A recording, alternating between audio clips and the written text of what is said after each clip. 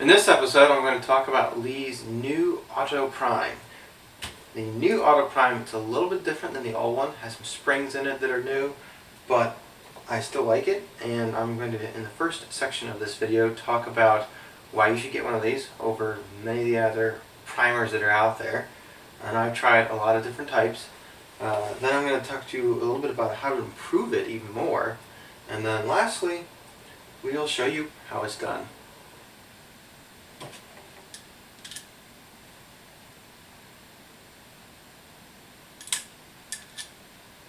That's a really good feel. And really, folks, that's what it's all about when it comes to priming. You need a good feel. What is feel? It's when you're pushing that primer in, you can feel it sliding down the channel, and you can actually feel the anvil come in contact with the base and then just begin to compress or touch the actual ignition compound that is inside of your primer. And that is what you need to seat primers well. This is a good tool. I really like it. I give it high marks, and really it's the best priming tool out there. It's the one you should get. Here's why. Now, I've seen a lot of other priming tools out there, like for instance the Sinclair, which has 2/1000 click increments to like set your depth using like an actual micrometer stop. Folks, 2/1000 is way too coarse. That is like me trying to take this little tack nail here and drive it into the wall with a sledgehammer. Okay? It's overkill. You need something small like this. And that's exactly what this tool is. Okay? It has just the right amount of leverage that it actually gives you a really, really good feel. This is the Lee's new Auto Prime. It's a little bit different than the older Auto Prime, which didn't have these springs in here. But you go to any IBS bench press match out there, and you're going to see these things everywhere. And there's a reason why the old timers, the guys that are pros at this, use this thing. I'm going to read here. This is Glenn Zedeker's book, okay? And he talks about priming here. If you kibitz the Super Shoot or other major bench press matches, the far and away most common priming tool you'll see is a Lee hand tool. Right, in the world of tens of thousands and $10,000 tools, priming tool, the $10 priming tool, gets the nod. Yes, that's true. It's cheap. When this book was written, it cost $10. A little bit of inflation. Nowadays, it only costs $20 for this thing. There's no reason why anybody should not have this in their reloading repertoire. Also, for another $20, you can get all the different shell holes that you could ever need. So the two basic different methods of seating primers is to one, seat them by depth. Okay, and this is the way I used to do it. This is a tool I made. It's a Lee hand press, and I use a RCBS priming tool. It just takes a regular shell holder, and what this tool allowed me to do was I could basically thread this thing in and out and lock it down and set my primer seating depth to an exact amount, like down to 1,000th or less. The thing is, this is not the best way to do it, okay? And I'll tell you why. And that's because there are so many variables in the primer itself. This is the anvil of your primer. Around here we have the cup, and then we have the mixture or the filament. Now, and there's also a little foil paper here in between the anvil and the mixture. All of these things can vary in thickness, alright? The feet of the anvil, there's 3 of them. I'll pick one up here. Kind of, if you can see it there. Those feet could vary in angle. They could vary in thickness. The filament paper could vary in thickness. The filament itself could vary in thickness. The cup can vary in thickness. All of these things can vary, and as a result, you can have distances all over the place. All right. So if you're seating like I used to by depth, okay, like let's say you're seating to a certain depth, like 2/1000 below flush. All right, that's what I used to do. Is I set every primer 2/1000 below flush. Let's say this piece of paper here is the bottom of our primer pocket. Some of them are going to be floating. Some of them are going to be touching. Some of them are going to be compressed. That's a lot of variance right there. And that's not because of the depth of the primer pocket. That's because of variances in the primer itself. The advantage of seating your primer by feel with a tool like this is that with every single primer, you can get the primer so that the anvils are just slightly compressed, and that's exactly what you want. Because let's say you've got one that's floating here. Firing pin comes in. What's it has to do? It has to actually push the primer into the pocket until up here the pocket actually, or the anvil bottoms out in the pocket, and then it can actually indent into the cup and start the ignition cycle. Let's take another scenario. Let's say the primer is quite a bit thicker because of all the different elements in it. Well, in that one, then it's going to fire off right away.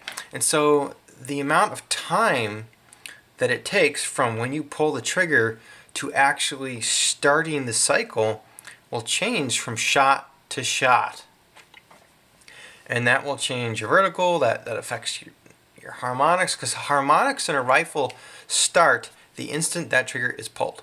Okay? Because when that trigger gets pulled, firing pin gets released, vibrations start to travel all throughout your rifle, and if those vibration nodes are different when the actual firing sequence starts, because you have a gap here, or maybe you don't have a gap, that will create differences in harmonics and different shot placement. So this is why I now seat my primers by feel, because with a feel method, I can make sure that that anvil is touching and just compressed every single time. One Zediker says here, if a primer doesn't seat fully against the primer pocket bottom, some of the energy from the firing pin will be spent in seating the primer rather than igniting it. So the whole primer basically got to be pressed in during the ignition sequence. Yet again, additional changes in length and time. Alright, step one and the improvements that you can make to this primer. Okay, first off, out of the box, it's going to kind of feel stiff a little bit. And this doesn't matter if you have an old Lee Auto Prime or a new Lee Auto Prime. You're going to need to do this. First, we're going to take it apart. You're going to remove that. And we are going to get ourselves some anti-seize or never seize. Anti-seize is far and away the best lubricant I've found for this thing. And I've tried a couple different lubricants with this actual tool. And this will work the best. Alright, now we've got it taken apart. We're going to lubricate some critical surfaces. Okay, basically all the surfaces that have friction. All the metal surfaces at least. So I take a Q-tip here. First thing you're going to want to get is, if you've used yours a little bit, you're going to see below the slot here, there's some wear marks in here. If you have a brand new one, you're not going to see those, but basically you want to put some down here, and then on these round surfaces here, we're going to want to coat all of this. Get a nice even surface. And the same thing on the small side. Next, on this right here, all sides of it, stick that back in there. And then the same thing with the thumb lever, I guess you could call it. And also kind of like on the sides, like so. Just kind of coat everything evenly. Yes, and I almost forgot, this metal part right here needs to have some on it. Your priming tool will come with a large primer and small primer version. You're going to see there's going to be some lubricant that will work up in the spring area. That's okay. If you see it starting to get up into this region up here, which is where the primers actually flow, that wouldn't be good, but you really will never see that. You would actually have to put lubricant up here, and just don't do that. Just down here. That's all you need. Alright, so now we'll reassemble it. Slide that forward. Put that back there like so. And already we can kind of feel an improvement. It's the levers, it's working better, it's got a more fluid feel to it. Next up, we're actually going to reduce the amount of tension in these springs, basically by cutting a coil or two off. Alright, to take it apart, you're going to need a screwdriver with a very small tip, and we'll also need the wire cutters basically to cut the spring, because that's what we're going to do. That large spring in there, it's too tense. It's just too beefy. This is one complaint that I have about Lee products, and that's the workmanship, I should say. Alright, workmanship on Lee products is fairly low. It's probably the worst of all the reloading component manufacturers out there. And that's why they're cheaper. But this is still a really good design. And these fixes that we're going to do here, they're going to really improve it.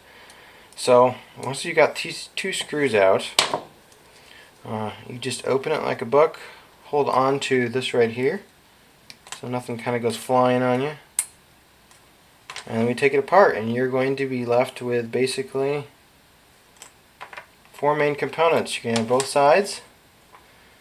You're going to have, this is the primer feed mechanism, and then the actual culprit of our problem, which is the spring. Alright, so I'm going to just cut off, basically, let's cut off one whole coil. There we go. Alright, so we're going to cut off one whole coil. The objective here of the spring is basically to return this handle. Alright, and right now it, as you can see just by the recoil of this thing, it returns it too hard. And that's because of, low production quality. They needed to make this thing overkill just to make sure that it works on every single one. And we're just going to customize it so that that spring just barely returns that. Because that's all you need, okay? Because the less tension you have against the primer, the better you're going to be able to feel that primer seat. So, now that we've got it cut, we're going to slide this back on here like so. Alright, we are going to start with the side that has the tip. This one here, you notice it has like the clasp. This is like just the tip, for the lack of a better word. I'm going to set this in here like so, and we're actually going to leave this on the outside. You're going to take this portion right here, hinge it over like so. Alright, now you can see this needs to be in here, so we're just going to open it up just wide enough to get that thing in there. Alright, so now we can feel there's tension still, which is what we want. Lastly, this is the primer feeder stopper. We're going to push this down to the top and then kind of flex it up and over, and pushing against the table we'll slide it back over just like that. And now it's all reassembled. Now we just reinsert our screws.